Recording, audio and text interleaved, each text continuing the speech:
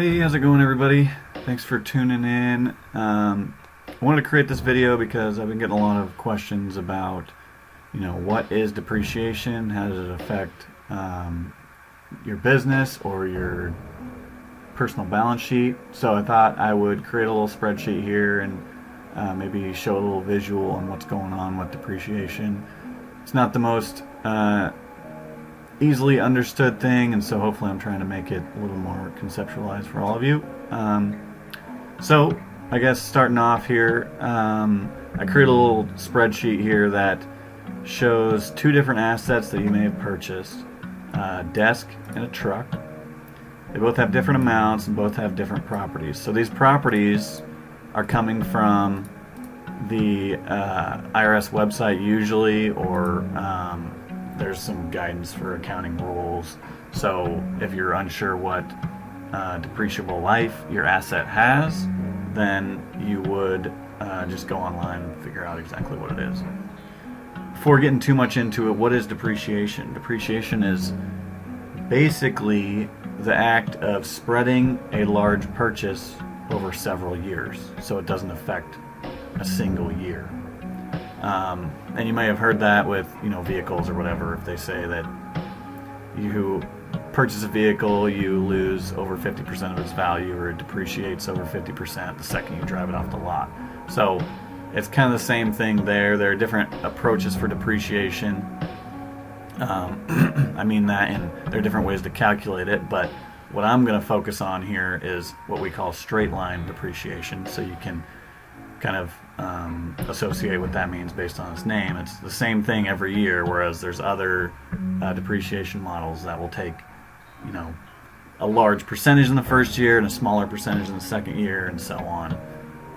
But the easiest one to kind of visualize is just straight line, so we'll go with that.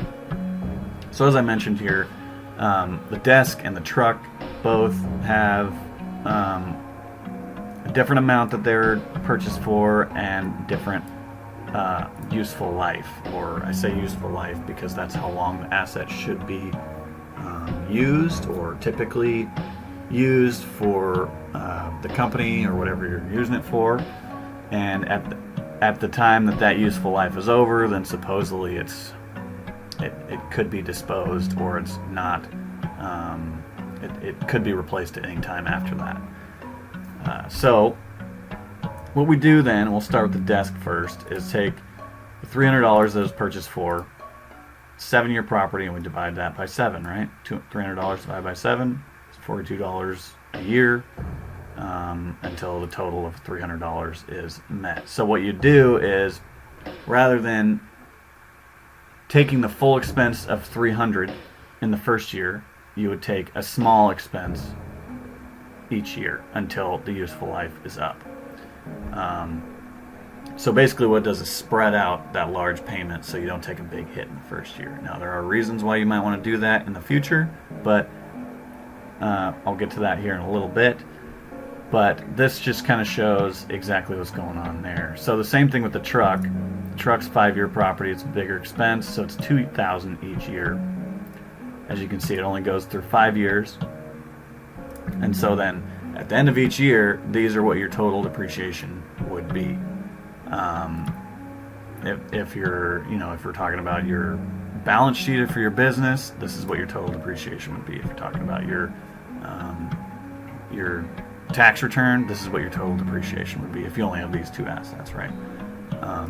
I will stop and say real quick that typically you wouldn't depreciate something for only $300. It's usually for something larger, like this $10,000 amount, but this is just for visual purposes to kind of help you conceptualize what's going on. So if we go down here a little bit more,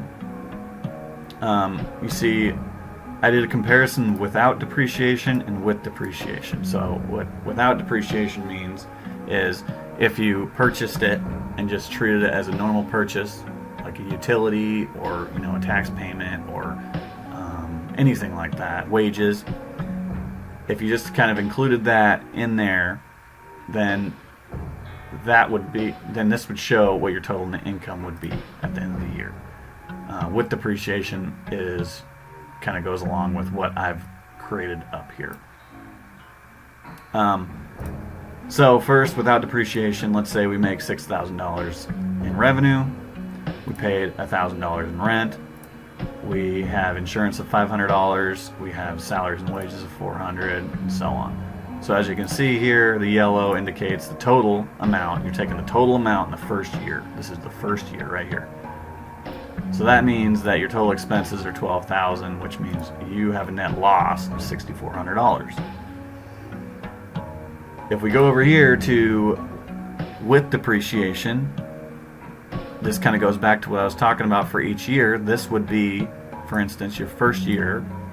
This would be your first year total expenses of $4,100, meaning your total net income is $1,857. Huge difference, right? Huge difference. So it's beneficial for book purposes to have depreciation. Now, there are reasons why you may not want to do that, but this is mainly for book purposes, and so you're probably wondering what else is there, and there's be tax purposes. And so for tax purposes, there's these options that, yeah, you'd want to depreciate some things in order to get close to the net income for your books, but the tax code allows for certain different, I guess I'll call them loopholes, so you don't have to have the same net income as your books, right? Because you want your tax return to show that you have less income, right? Your net income is less because that means you owe less in taxes. But for book purposes, you want net income to be as high as possible because that means you're profitable, right?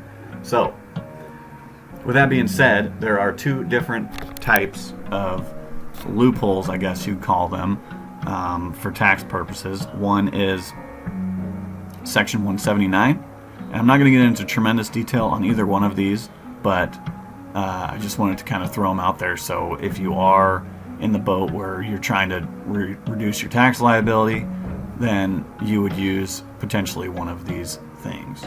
There's Section 179 deduction, and then there's also bonus depreciation deduction. So they vary a little bit, and I'm not going to get into the minutia of what the details are for why they vary, but the goal here is to take more depreciation in the first year to show that you have a lower income, which means you have a less of a tax liability. So for instance, 179, these amounts change each year, so I'm not even going to say what the amount is in the current year, but they change each year, and so currently for this year you get a full amount. You get 100% of the asset because you have an annual limit, right? You have an annual limit for your Section 179 deduction. So as long as you spend less than that limit, let's say it's $2 million, then you would get to depreciate all of that in the first year. And so if that's the case, then your net income would be this first one over here without depreciation. You just treat it as an expense normally, and so then you would have a lower net income, which would decrease your tax liability in the end. So there's a couple different things with Section 179. There's an annual limit, and so each year it changes a little bit, so you just need to talk with your accountant about what that might be and kind of keep that in mind. Then there's also flexibility on timing. You can choose which purchases to cover under the 179 deduction and which save on future tax breaks. You can even split the deduction for individual purchases.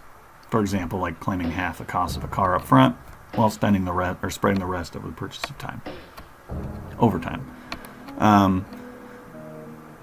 Then there's also, you can use this for improvements on real estate upgrades, adding a roof or something like that. Bonus depreciation does not cover that.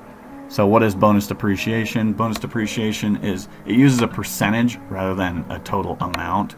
And so there's no annual limit on deductions. It's simply, you can deduct your entire investment no matter how much you spend per year. This has varied each year on the total percentage of purchases you can deduct, and so I'll just leave it at that. Another good thing about bonus deduction is that it can be larger than your business income. So while a Section 179 deduction cannot be larger than your annual business income, bonus depreciation can.